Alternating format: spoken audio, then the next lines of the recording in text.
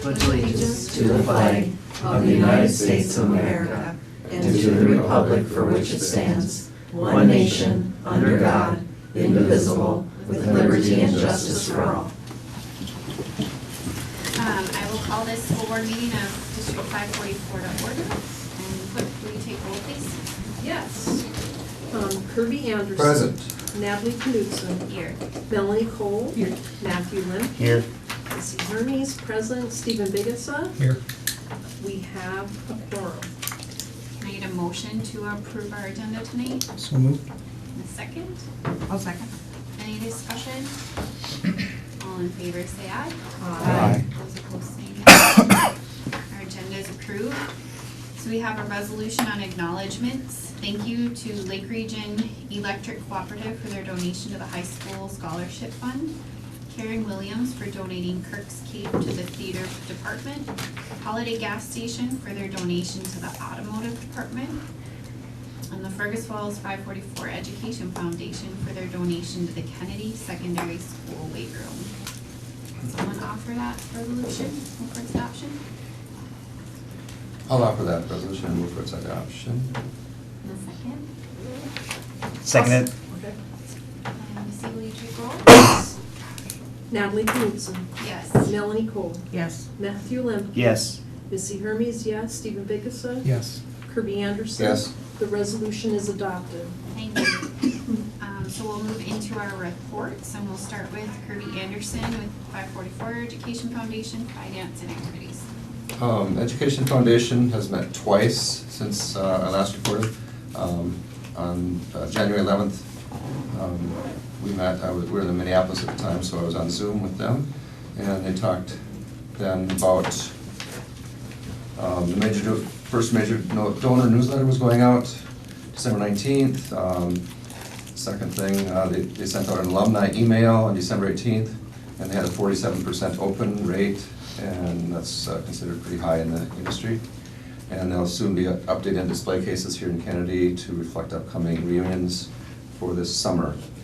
The Finance Committee also met for the foundation and with representatives from Dorn and Company, and the overall return for 2023 was 15% on the money that the foundation has, which is assets are pushing $2 million right now. And the last thing that day was Mary Dolan's putting together the radio schedule and having board members come in and speak. The second meeting was last Thursday, February 8th. So now we're putting out the second major donor newsletter in March. We had a great turnout at the alumni night at Roosevelt for the basketball game between our boys and Moorhead boys.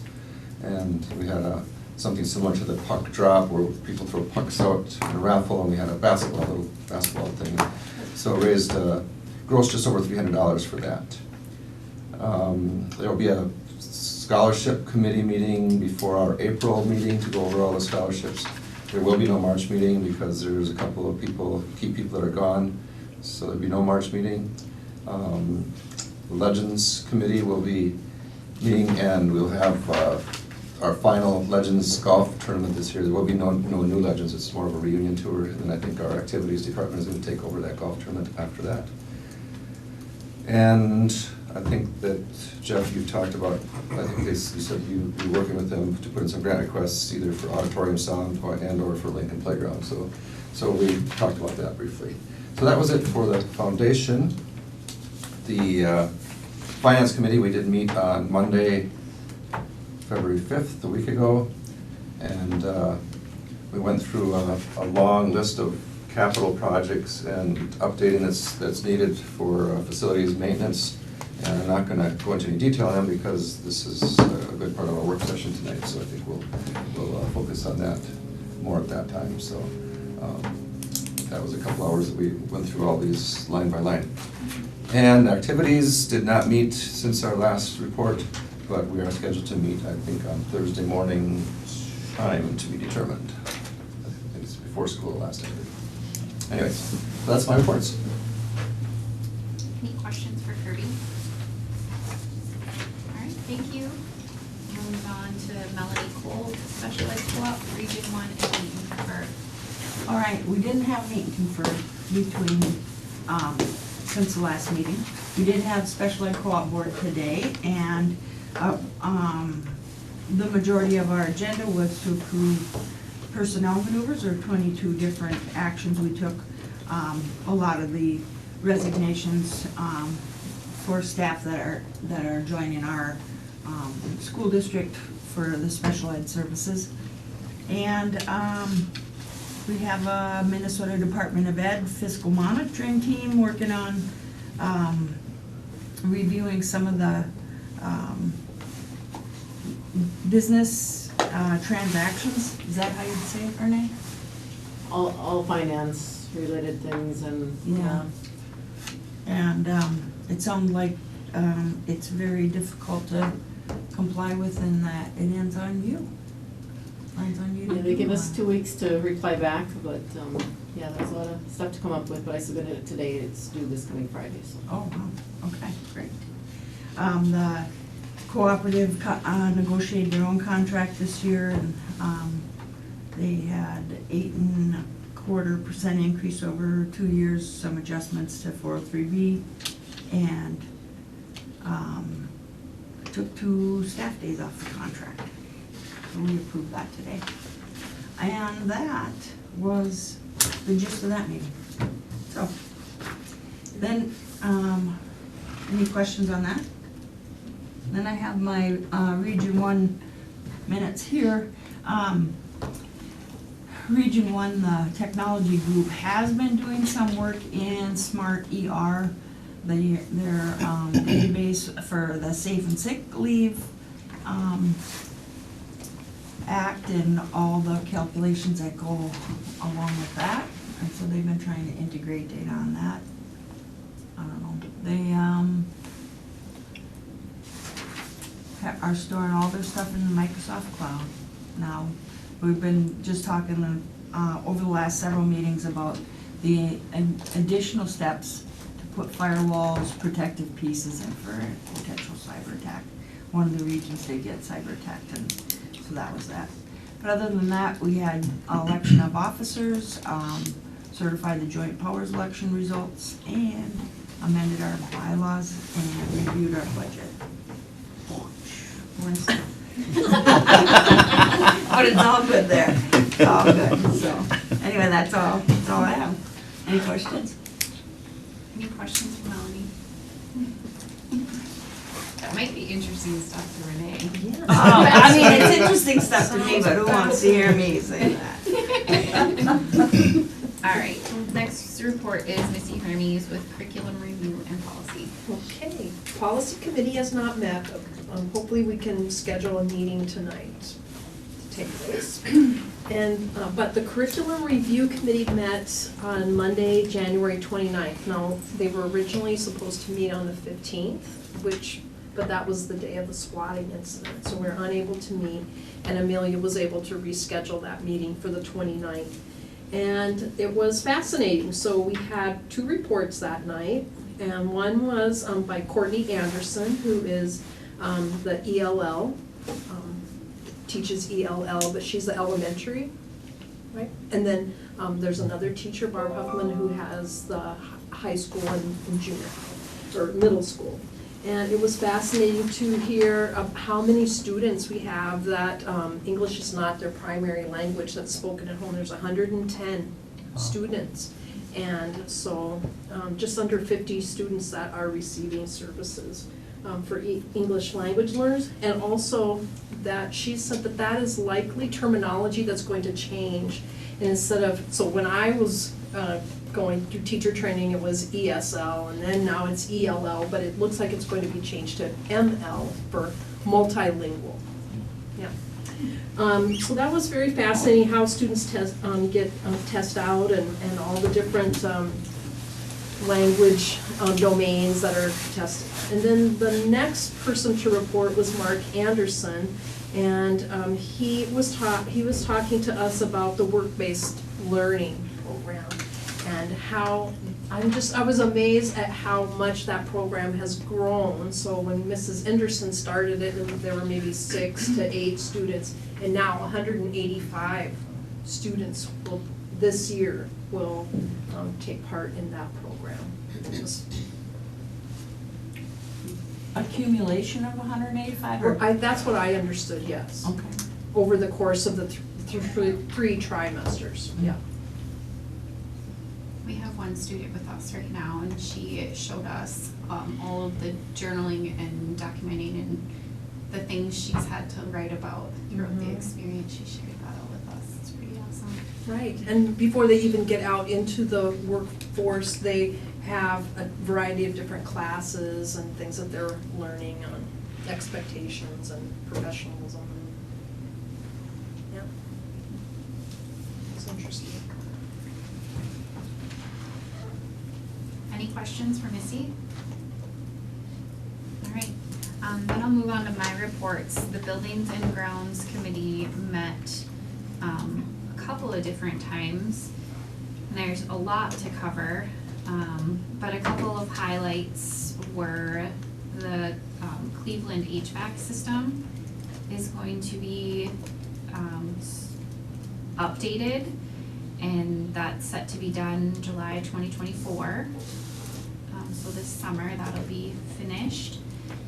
A couple of projects that are kind of on the docket, some air compressors are needing repairing at Cleveland, along with Roosevelt. There's some heat pumps that they're looking at swapping out at some point, just to bring some better efficiency to the building. In the pool, just a couple projects that have been completed as of late. There's some red tiling on the edge of the pool that has been fixed and completed.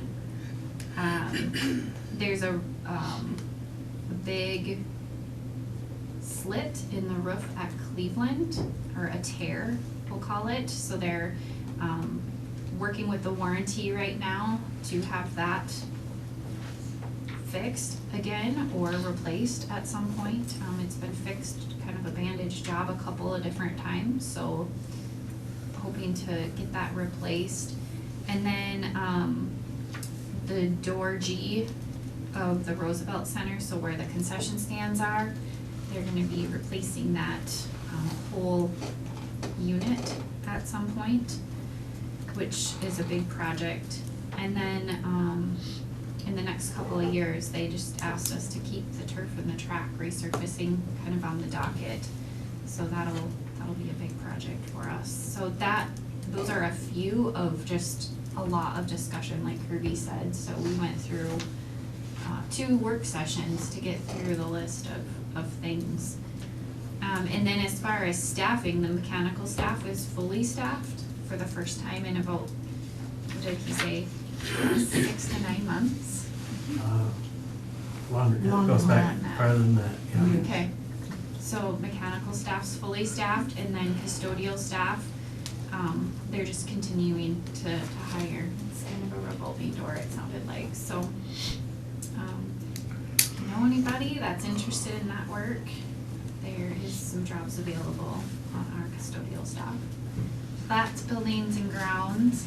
And then our Wellness Committee hasn't met since our last meeting, but one of the projects that we're working on is developing a sustainable account for staff wellness opportunities. So more to come in the next month or 2 on that. Any questions? All right, then we'll move to Matt Lemke. Okay, the Minnesota High School League met on Thursday, February 1st, and they had quite a bit to go through.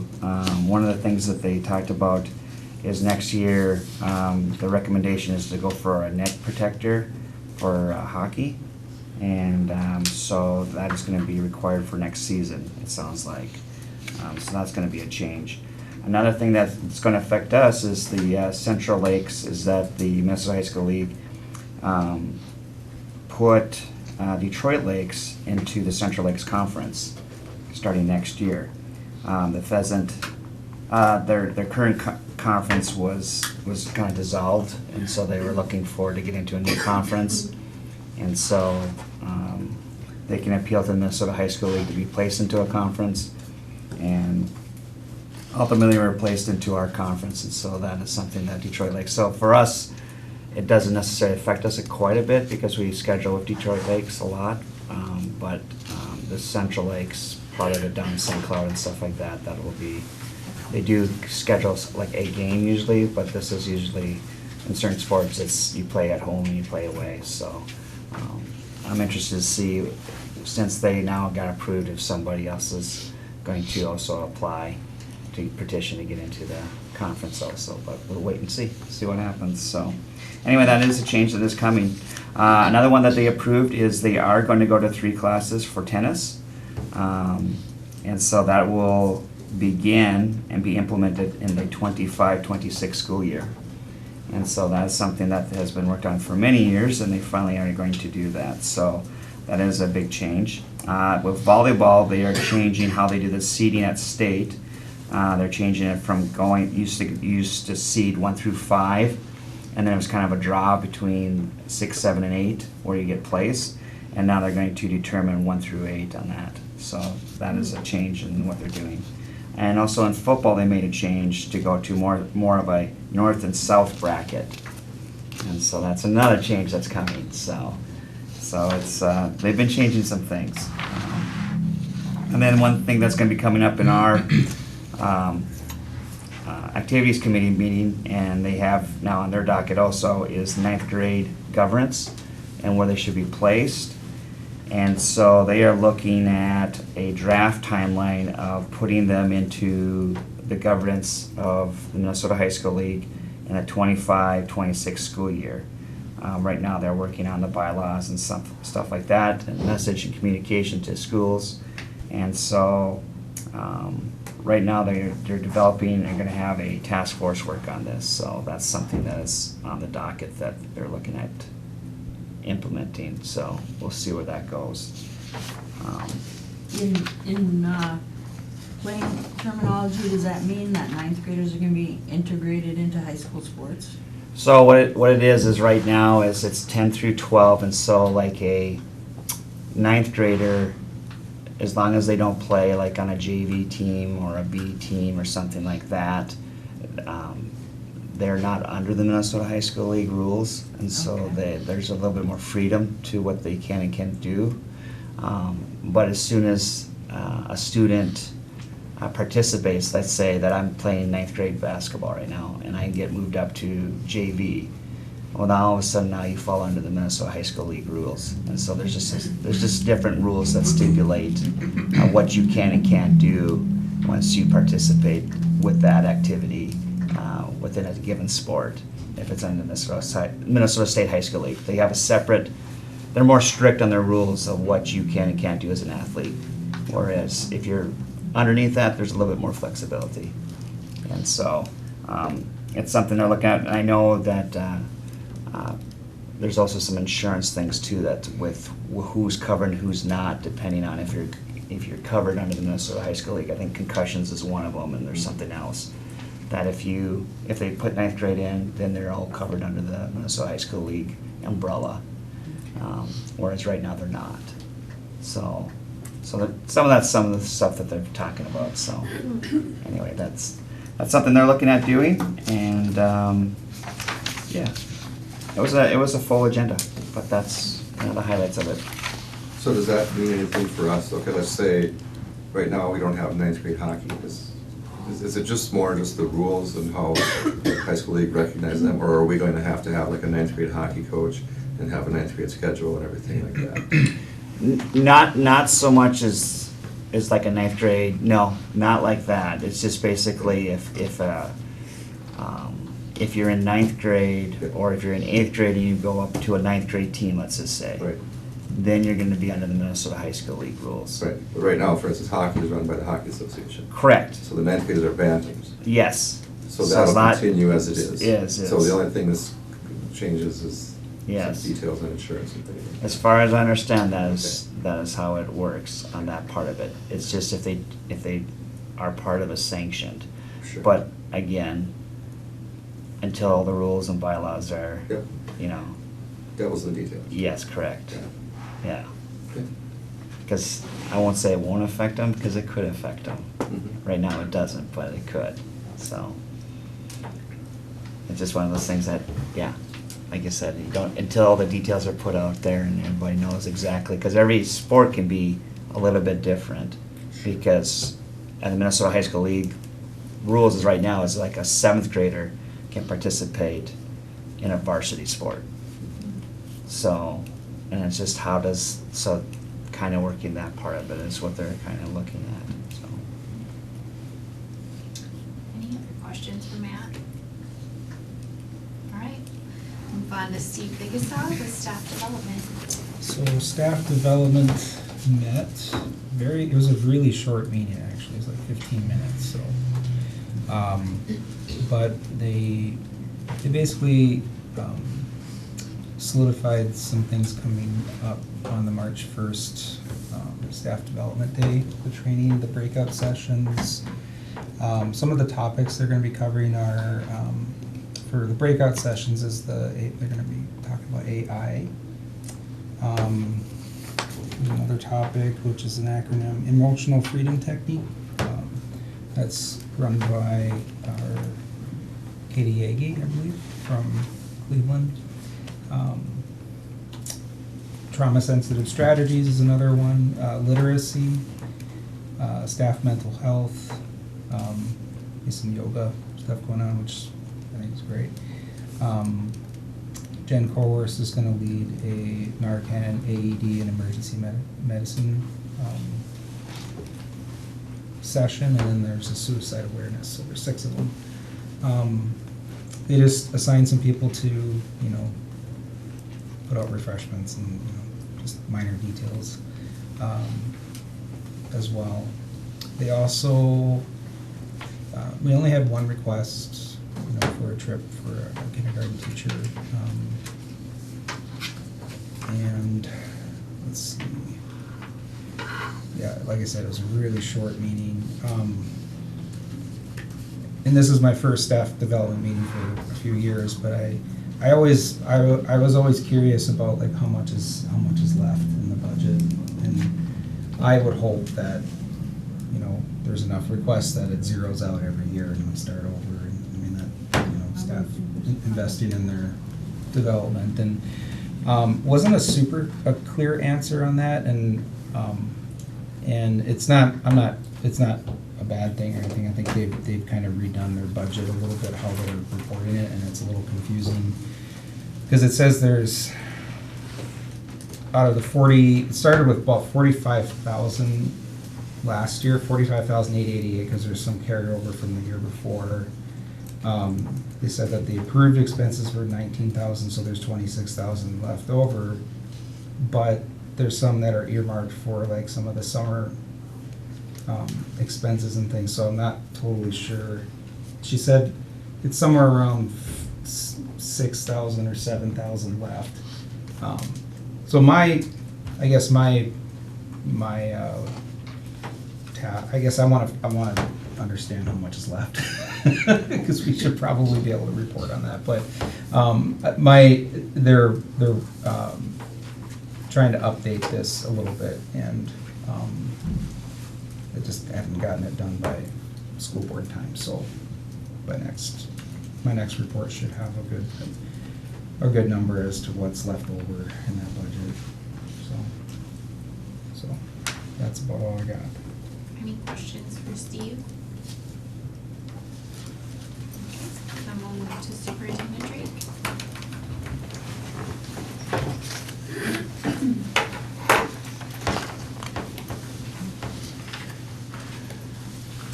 Good evening. Good evening. A few thank yous to go through. Last week was School Counselor Appreciation Week. So I want to express my deep appreciation and gratitude for all the work that they do on a daily basis. And thank them for being there for our students and our staff, and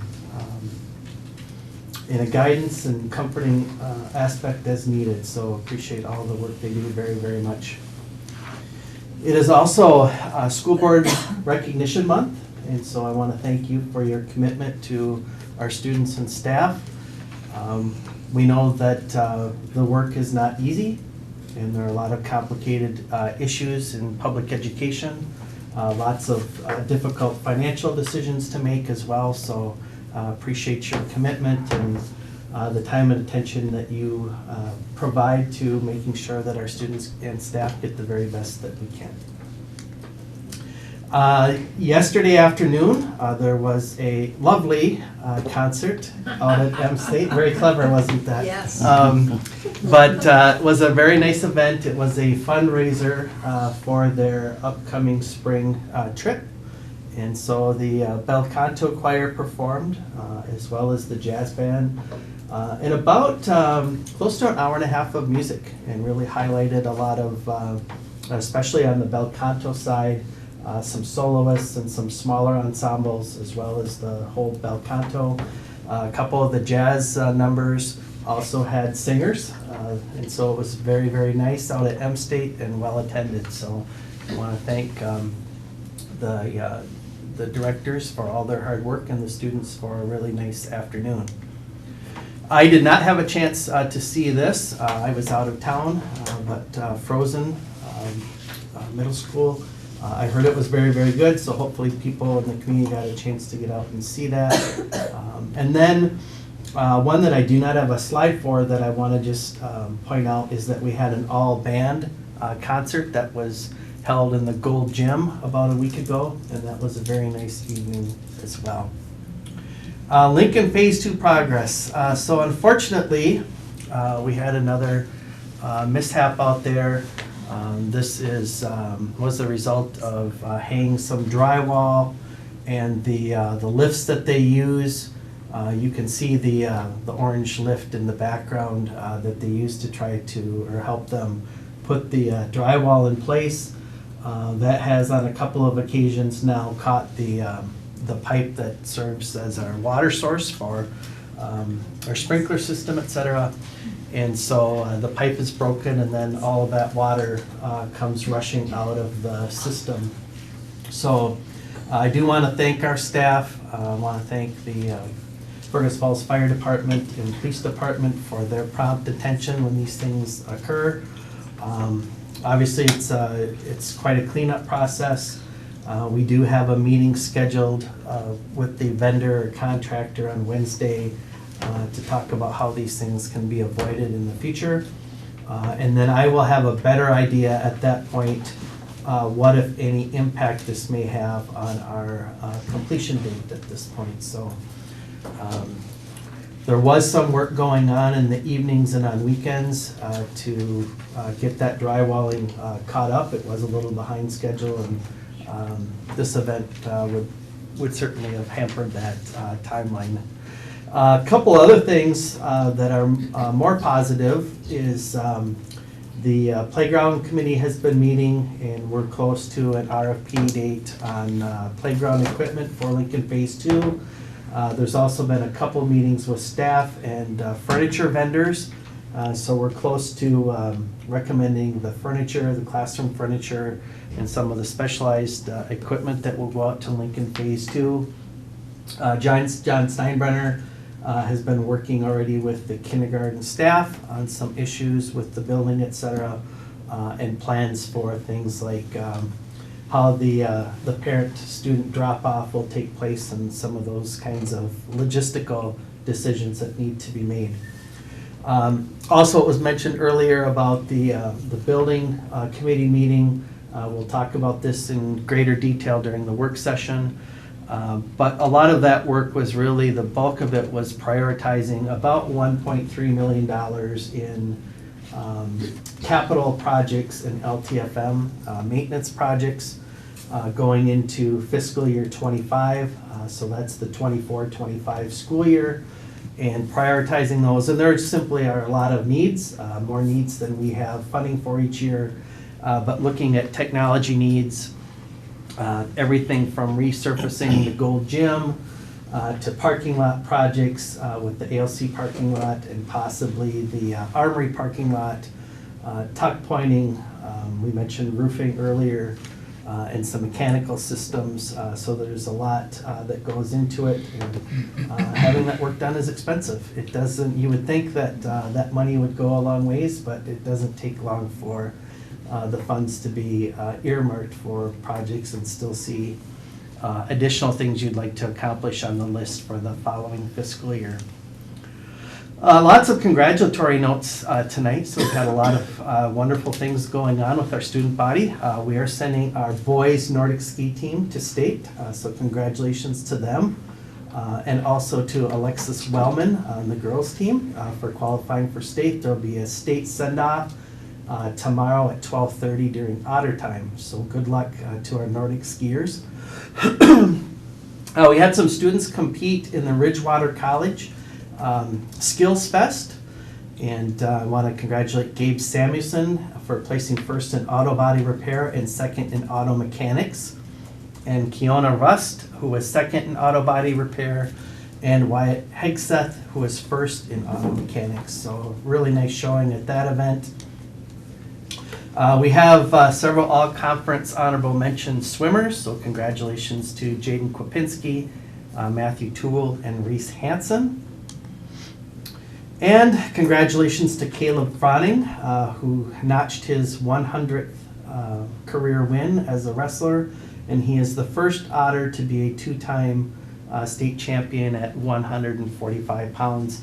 This is not the state wrestling meet. This is another wrestling program that he would be participating in on his own, but still great accomplishment. Anna Jerkis notched her 50th career win as a goalie for Otter girls hockey, and it is my understanding that Anna is now the career leader in wins for a goalie in girls Otter hockey history. So congratulations to her. And then Henry Bethel scored his 1,000th career point. That was a fun event to see that happen. I think there were 5 or 6 minutes left in the game. It was a home game, and so congratulations to Henry and the Otter boys basketball program. Then want to congratulate Dominic and Aubrey as Snowball King and Queen. And I understand that they had a record crowd at the Snowball Dance. It was a sellout, and so all the kids were extremely well behaved, and nice to see the kids attending an event that's intended to be fun and having a great time and behaving themselves.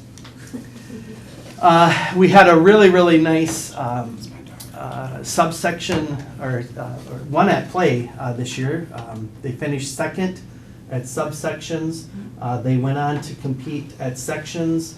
I heard they really knocked it out of the park in terms of their performance, but came just a little bit short, was really tight scoring in terms of moving on to state. It was 1 point. 1 point away, and so really proud of the one act play kids for a great season. And I watched them at subsections. We hosted subsections, and it was really they really did a nice job. There was a little confusion with the, and I want to point this out because it speaks to their composure and maturity. There was a little confusion with the one act performance that had gone right in front of them. So typically, they would meet with the judge shortly after the performance and get feedback. But the team scattered to the winds, and so it took them quite a bit of time to round up the team again and give their feedback. Our team, our actors, had gone on the stage and were prepared to perform, and they were up there for every bit of 15 minutes while no one really knew what was going on. And for them to be able to just kind of hold their focus and for that length of time and then go out and knock it out of the park really says a lot about them as performers and also their directors. So Who is the congratulations. director? Ellie McLaughlin, and then also Val Johnson helps with that too, so co-directors. Student learning, I like to highlight a few things. As you know, Ms. Schoenick's class was learning about fossils and some dinosaur feces. Fun activities in the kindergarten class. Out at the Prairie Science classroom, They do an archery unit every year, and the instructors just do a phenomenal job. Everything is highly scripted. It's extremely safe. Every movement in the archery range is done with some very specific instruction. And in the lower right frame, that is yours truly, shooting a little bit with the kids, and it was just a wonderful afternoon with them. And I shot much better than I did a year ago, so I was pleased with that. Then we look at second graders doing some engineering stuff, where they have paper and they're constructing towers. And their job was to build the tallest tower that they could. So great learning activities there. And then a great celebration for the 100th day of school at McKinley with a guest video presentation by Zero the Hero. And if I'm not mistaken, that looks like Assistant Principal Johnson down there as well in costume. Upcoming events, we've got a middle school music concert on the docket here. Our Otter Girls Hockey takes on Northern Lakes tomorrow night for the Section 6 Championship down in Alexandria, so we wish them well. Registration is going on already now for our spring activities, so I want people to be aware of that. And then, boy, the crazy winter we have, this really doesn't seem far-fetched, but registration for the Fergus High School fishing team just opened up as well. So lots of great opportunities for our students to be involved in things here in the school district. And with that, I will turn it over to questions. Any questions for Superintendent Drake? Awesome, thanks. Yeah, thank you. Great report. Okay, we'll move into our general consent items then. We have our minutes from our January 22, 2024 board meeting, and our bills and treasurer's report with Kirby. Yes, Missy came in early and we sat down with Renee and went through the treasurer's report. Currently our fund balance is about 17.6 million. A year ago it was 15.3 million. So a little better shape than last year at this time. Approximately the same as it was last month. And we're seeing quite a bit of money going out through the construction fund too as the Lincoln project progresses. We also went through all the bills for the last 2 weeks, and some of the highlights would be we had some murals that were put up, some of the Native American murals. I think the payment went through for that. We had lots. That's that time of year, lots and lots of basketball, hockey officials, wrestling officials, you name it. We got officials, lots and lots of them. We had about $1,000 worth of costumes that came through. I think some of those were for the Frozen performance. I understand they had to refund some of them, or return some of those because they didn't get here in time, which is kind of the way things are going right now with the Postal Service and some of the other delivery things. This is an interesting one. We first snow removal of the year for $2,000 to Berry Construction. So compared to the last 2 winters, that's pretty good. I know the very last item we had in here was also for Vision Concepts was just over $2,000 for mostly for salting. So yeah, we should be saving some money this year, not only on our heating bills but certainly on our snow plowing.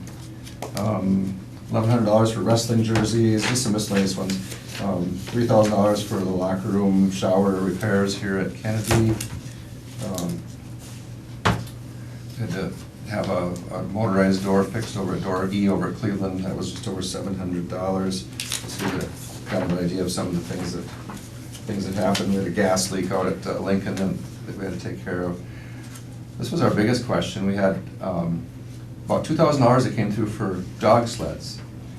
And we are looking like dog sleds. And we're like, where's the dog sleds? Where's the team of dogs and everything? And so we looked up all the detail, and Renee came through and she said, well, that's the weight room. They're called dog sleds. So it's like, okay. So a couple other things went through on the weight room. We had, Sealands had the carpet, and we had quite a bit of Sherwin-Williams, about $1,700 worth of carpet and about $900 worth of paint that went into that. And so if you haven't been down to the weight room, I would encourage you to go down and have a look at it. It's quite a transformation. And that's what I have for the treasurer's report and the bills. Thanks to Missy for coming early, and thanks as usual to Renee for having everything in order. Any questions for Kirby? Okay, awesome. Then we'll move on to personnel with Elaine. Good evening, everyone. A few items here.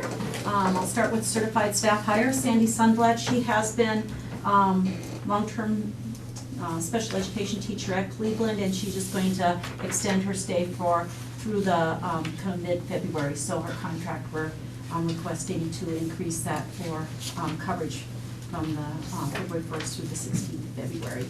Certified staff retirement, Michael Everbold, who's been a Title I teacher here, also Title I director, elementary teacher, provided 37 years of service for us. And so we will have a resolution later on under the new business thanking him for his 37 years of service. Administration hire, Julie Domino, Assistant Director of Special Education. She will start with the new school year. Support staff hires, John, otherwise known as Jay Montgomery, a mechanical worker that you referred to, that we finally will be hiring in that spot. Elizabeth Quorum, part-time custodian. Timothy Rustin, a long-term part-time custodian. He'll work starting the 12th of today, basically, through the end of the school year. And Erin Lemke, dishwasher, she will start on Wednesday. And then Jennifer Albertson, certified occupational therapy assistant at CODA, otherwise known as CODA, and that will be again effective for the new school year. So support staff resignations, we have Kenny Coons, custodian, his last work day was last Friday, and then Wendy Scheisser, a noon hour supervisor here at Kennedy Secondary School. And so I would request those for board approval. Thank you. All right, can I get a motion to approve the general consent items? So moved. And a second? Second. Any discussion on them? All in favor say aye. Aye. Those opposed say nay. These consent items are approved. There's no old business, so we'll move on to new business. We have a resolution on the retirement of Michael Evervold. Whereas Mike Evervold began his employment with the Fergus Falls Public Schools in August 1987. And whereas Mike has been a valued employee with the Fergus Falls Public Schools for the past 37 years. And whereas Michael has been a dedicated elementary teacher, Title I director, and Title I teacher for the district. And now therefore be it resolved by the Fergus Falls School Board to thank Michael Evervold for 37 years of service to the Fergus Falls Public Schools. Could someone offer that resolution? I'll offer that resolution and move for its adoption. And a second? I'll second. Lucy, will you take roll, please? Sure. Melanie Cole, Yes. Matthew Limkey. Yes. Missy Hermes, yes. Stephen Vigasa, Yes.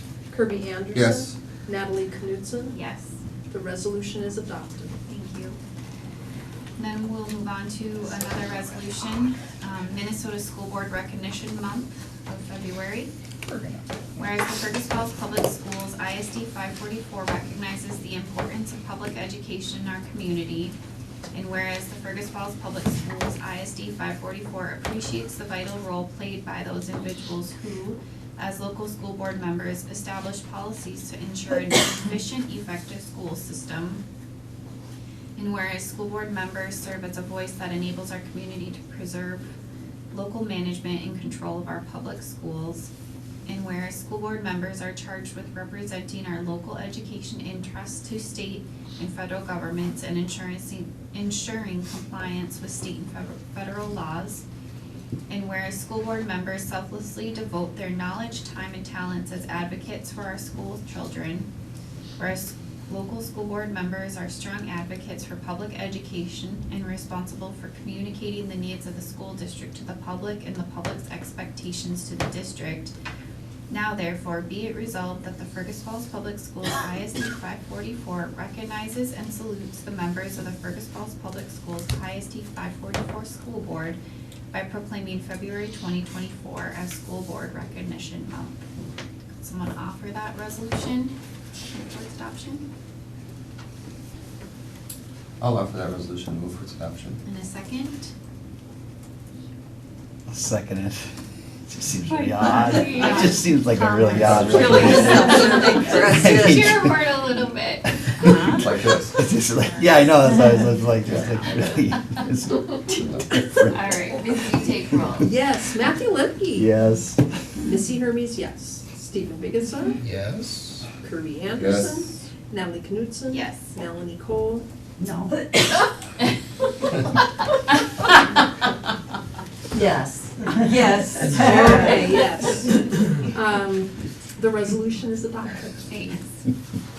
Okay, then our last item is a rate change for the early childhood programs, currently $120 per month per spot, effective for 2024-25 school year, upping that by $5 to $125 per month per spot.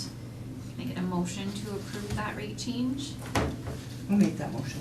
In a second? I'll second that. Any discussion on that? We did talk about this quite a bit at our finance meeting, so Mhm. we're still not completely covering all of our costs, but we thought it'd be easier to do a $5 increase this year rather than do like a $20 increase in a couple of years. So that's Any all. other questions, comments? All in favor say aye. Aye. Those opposed say nay. That rate change has been approved. Our next regular school board meeting is Monday, February 26th, 2024 at 5:15 here in the Otter Community Room. Can I get a motion to adjourn? So moved. And a second? Second it. All in favor say aye. Aye. Those opposed say nay.